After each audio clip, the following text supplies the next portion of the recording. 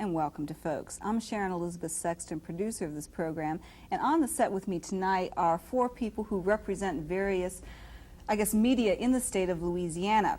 On my far left, I have Maxine Crump, news reporter for WAFB-TV in Baton Rouge, and next to her is Joe Harrison from WRKF, which is public radio here in Baton Rouge. On my far right, I have Monica Pierre, news director for KJCB-AM radio, which is new to Louisiana, and we can probably get into that a little bit later. And we also have Robert Ashley, news director for WXOK radio, and also the assistant editor for the Community Leader. Welcome to Folks this week. Thank you, Sharon. We have decided to more or less get away from our usual format tonight to talk about media and black people in media. We've been talking before the program went on about our role in media, especially for black people. We keep hearing reports that, media is the big thing, especially television, where more and more people are watching more and more television, 3 to 4 hours a night. According to the statistics, black people are watching even more than that, usually double that of their white counterpart. And I'd like to just get into a little discussion about our role in media. Maxine, you work for a television station, you're in the newsroom, and it's not black owned and it's not black oriented. What is your role or our role as reporters in media? I would say that the first role is to become aware of the job you're doing, and that is, if you are a reporter, then that has to stand out first as far as being prepared for that.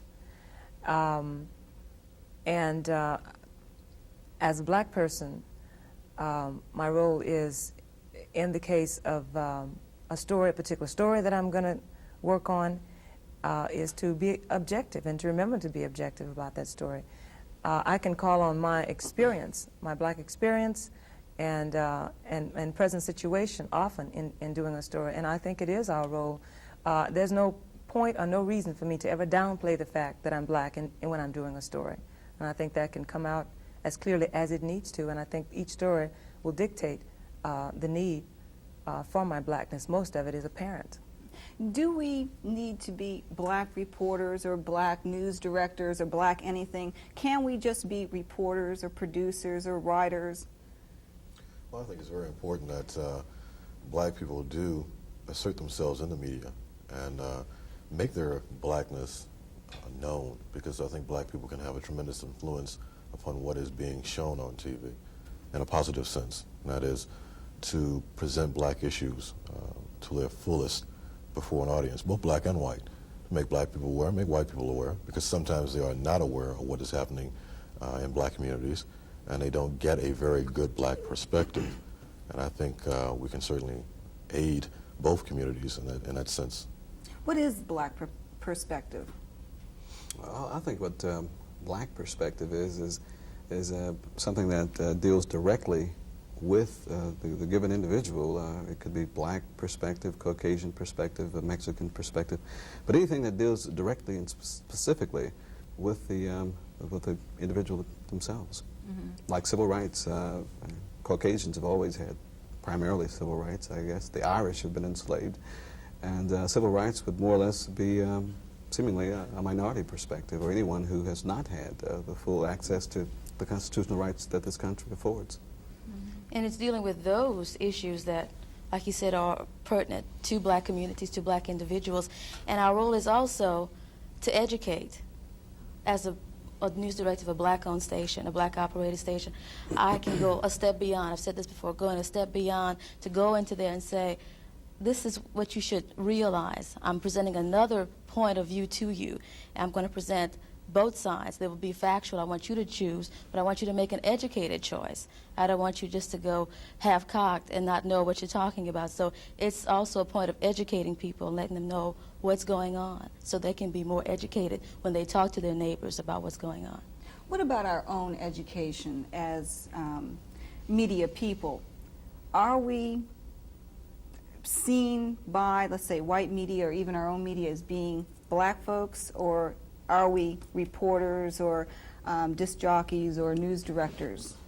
I think we're seen as black folks. I think I've gotten letters, complimentary letters sent to me to the station simply because, not because I was that much better than any other reporter who went on a story, but because they were surprised that I performed as I did, seeing as how I am black. And so I think, yes, we're viewed as black reporters. That's interesting what you just said, you know, like you weren't expected to be a good reporter Yeah. because you're Yeah, black? and when I was, a letter was sent to the station saying I was good. When it was saying, when the letter I think was really saying, I was surprised that you were good, seeing as how you're black. That's very interesting. Anybody else want to? I got a follow-up on that. I think it goes back to our inception in this country. I was talking to a young lady from Nigeria the other day, and she was telling me about she had been to all other countries, a lot of other countries in this world, and the United States was the only country or nation that she had been to where blacks were taught, or the impression was given that you should feel bad about what you are. And she said she had been over to London and places like Australia, and that the mentality did not exist the way it does here. And like Maxine said, you know, we're viewed as blacks, and I don't see anything particularly wrong with that, as long as people look at us fairly, although that's not always the case.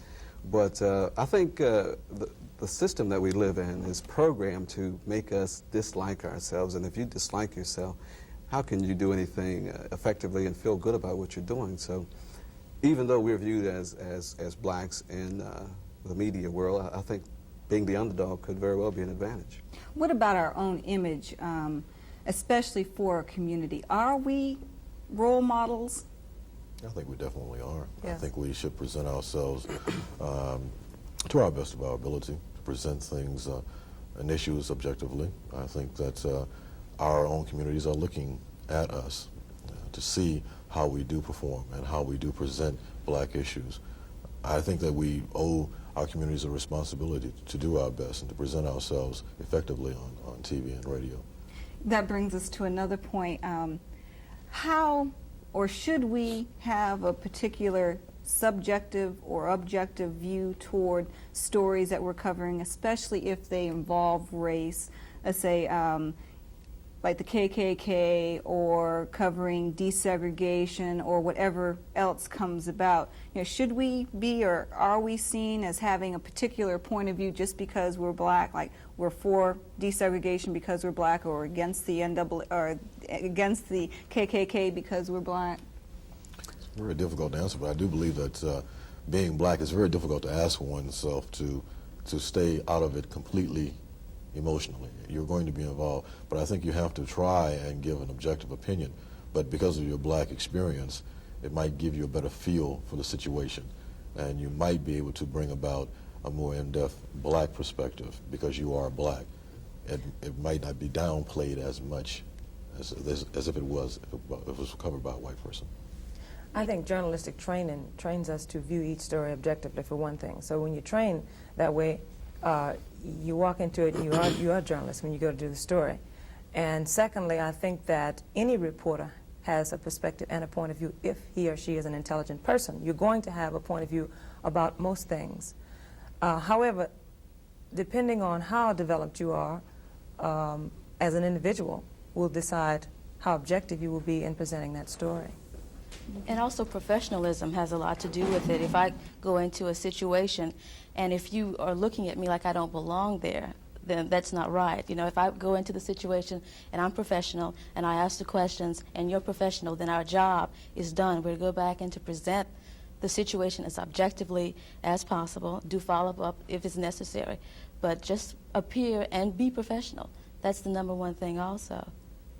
What about and just for lack of a better word, the white media and how it perceives the black community, how it perceives professionals, black professionals in the media?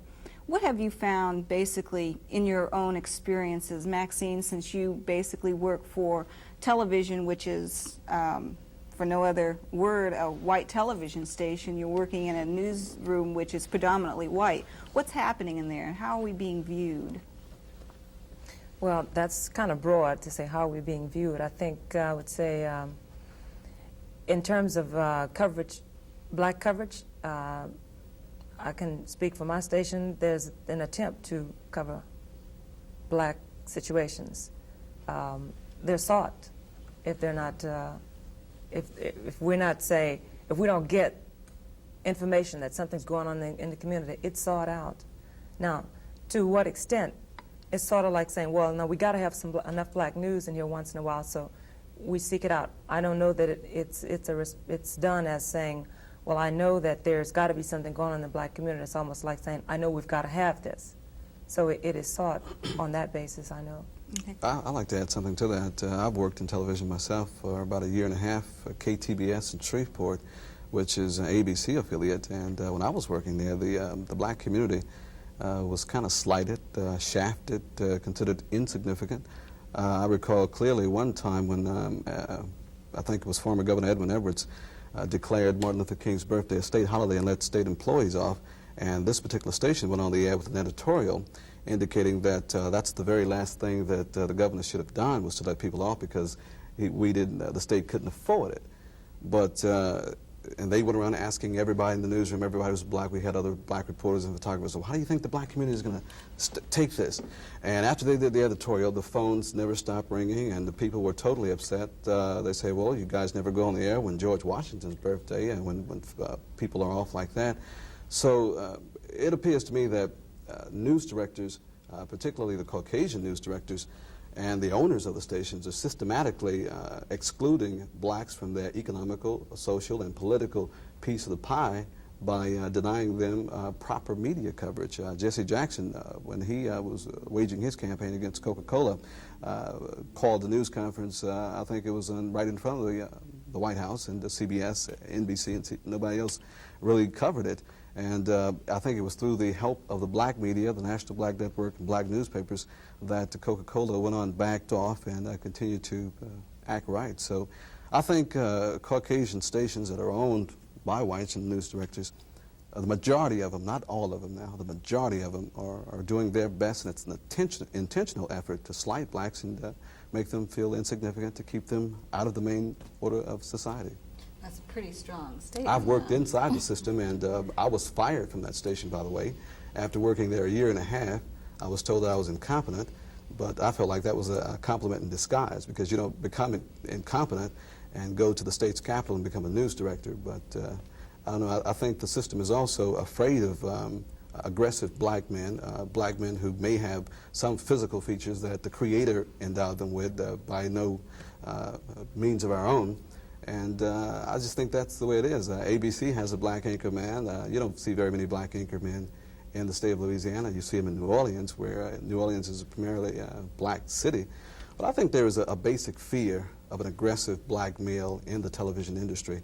And I think until that fear is alleviated, it's going to forever be a disadvantage. Well, that brings up another subject such as looks, because in just my own personal, and this is unscientific, survey, most of the black folks who are involved, especially with the on-camera work, are beautiful people. You know, like, the men are usually handsome, the women are very attractive. Is that a prerequisite for blacks to get on camera or in front of the camera, that they have to be pretty people and not be too black as far as their skin color is concerned, and not have those naps in their hair because it might offend the white viewers who are out there? It seems to be that way. They don't say it, but it seems to be that way. That's very true. Because you, go Well, ahead. I'm going to say, but I'm in radio, but I have experience in television, and from what I see, as long as your hair is straight, and if it's not too short, and your eyes are not too big, and your lips are not too full, then you're okay. There was a gentleman who had the short hair and the full lips. Now he's not anchoring anymore. So they experiment, but they tend not to keep you on there too long, because you look a little too out of the ordinary. You don't. You're not a clone with the other non-blacks that are on the air. So it is. They make it a big thing. It doesn't have to be. And blacks are. Right. I find that they themselves, if they see someone who has the full lips and the fro, then they tend to look at them strange, like they shouldn't be on the air. Maybe they should go get a Jerry curl or a perm and take care of their hair and look more presentable as far as what they see on the air as other blacks. So we tend to hurt ourselves also. I'd like to comment on that. I agree with her to a certain extent that they're looking for that, because I think the system has almost like set a standard. You look at people like Jane Kennedy, Frida Payne. She doesn't look really white, but, you know, she can get by, you know, to a certain extent now. But I think that when you look at movies like the Tarzan and Jane movies, where people that are black are depicted in that sense, and I think that the system would want to just make you feel good about yourself if you got a person that looks like a true African on there. I think that would be, television is too much of a powerful media to let that kind of image be conveyed in a positive sense. If you notice, Paris, this movie where James Jones was on being a detective, I have not seen anything else on TV where a black man has played a more significant role. Now you see people on being comedians, butlers, a head of a cleaning store, a millionaire head of a cleaning store, but you never see too many doctors, aggressive lawyers. You don't see black journalists. They have black journalists on every now and then, but it's not fair. It's just blatantly not fair. Okay. We've been in television for quite a while, and we probably all are the recipients of that era when there was a push for black people to be on TV. I know I got into TV as an intern at a station which was being pressured by the black community because they didn't have those people on the air. Nowadays, it doesn't seem to be that, you know, like there is a push to get those trainees into, or those black trainees into television, and in particular, the decision-making roles. I think black folks, when they used to watch TV, the basic thing was to see other blacks on TV, and we who are in TV know that that doesn't mean anything, or even in radio, being on the air, being that voice does not mean anything. It's like being in the news director, or being the producer, or being the sales manager, or being the station manager, that type of a thing. What is happening now as far as what you see blacks getting into television? Is there a backslide now? I don't think the push is on now for more blacks. It's sort of like if you're there, I think you said it before the show when we were talking, and there's a certain quota kept, but there's not that push from the community to say, why aren't we seeing more blacks on? If a black leaves and a television station is down to one black left, the black community doesn't call in and say, why don't we have more blacks on? Not anymore. At one time, they would have. So since the push isn't from the community, it certainly isn't coming from the stations themselves. Okay. Earlier, you were talking about the community, and just now you mentioned the community. You were saying that the community doesn't understand media, how it works, what is happening. What do you elaborate on that for us? Many of the things that's covered by a news operation, for example, comes to us in news releases. And most of the news releases come from white establishment, white businesses, white political groups, or it's all white. Once in a while, blacks will call in often and say, we'd like you to announce that our group is a non-profit group, is having a blah blah. How much is it going to cost us? It seems that they don't know that we're public service, that news is a public service, and that they can send in public service announcements anytime, and there's no cost. It surprises a lot of people when they call in and find that out. They also don't realize when they see us covering things, they'll say, well, y'all didn't cover so-and-so last week. We didn't know about it. That surprises them. And sometimes they'll get among themselves and say, yeah, well, they never cover this or they never cover that. And they didn't know that the reason we covered what they saw us cover often is because we got it through a news release. So in other words, black people are not informing the media about events or different happenings in the black community and complain about it when it's not on the air. They just think that they should automatically know what's going on. I think to a large degree, people in general and the black community, we take television for granted. It's there. It's always there. You come home and you turn on the tube. But I think that black people should really realize how powerful TV is and how much of an influence it really does have over their lives. And the same token, make some demands and make sure that the powers that be, if you will, know what you would like to see on TV. I'd like to add something to that. Going back to your question about a slide back from blacks getting the media, I think with the example that the Reagan administration is setting with the Justice Department, Mr. Reynolds, William Bradford Reynolds, who I think is the assistant or head of the Justice Department, the positions that they're taking on issues like affirmative action, FCC regulations, due control of the broadcast industry and things of this nature, I don't think it helps a community to feel that they have someone that they can justifiably complain to about their complaints. We see the Justice Department saying that it's legally correct to allow schools that discriminate tax-exempt status. And by President Reagan saying one time at a news conference, the buck stopped here, and I know nobody put anything over on me, and I knew exactly what was happening. I think it gives the community a sense of disenfranchisement. They don't feel that they're part of things. And with the way civil rights, the gains are attempting to be eroded, and television is regulated through the federal government, and Mr. Reagan says he wants to get the federal government off people's backs. So it's just like it's almost limiting your voice. I think now you don't even have to go out in the community and ascertain what the public wants to see. You don't have to do that anymore under decontrol. So with the administration taking these particular type stances, and the black community already being at a disadvantage when it comes down to having their media needs met, I can only see the situation getting worse or poor in terms of black input. And I don't know if it's the black community's fault, but I know that we are not in the White House. We have never did the thinking in this country. We have built everything, but we have never did the thinking. And I think the record deficits that we're having in this country now could possibly be the result of the racial mismanagement that we have had ever since the inception of this country, because black people have never been in the White House. Let me share. Maxine was talking about the gentleman who called and or who didn't know that you can have free public service announcement. What we did, we went out into the community and we educated the people. We went into the organizations and we went to the president and said, look, how can you expect to get your PSA on 2 days before the event? Write me 2 weeks in advance. Let me know if there's something going on that's positive in your community. I can't know unless you talk to me. Let's get this feedback going. And it's been very positive. But our role, too, must be to go out there and educate and say, look, this is the way you do it. Don't expect 2 days before the event for coverage if I don't know. I have schedules to meet. How can you get publicity? How can people understand what you're doing if you don't come to me and let me help you explain what you want to do? So that's just a story that things can change if we take an initiative also.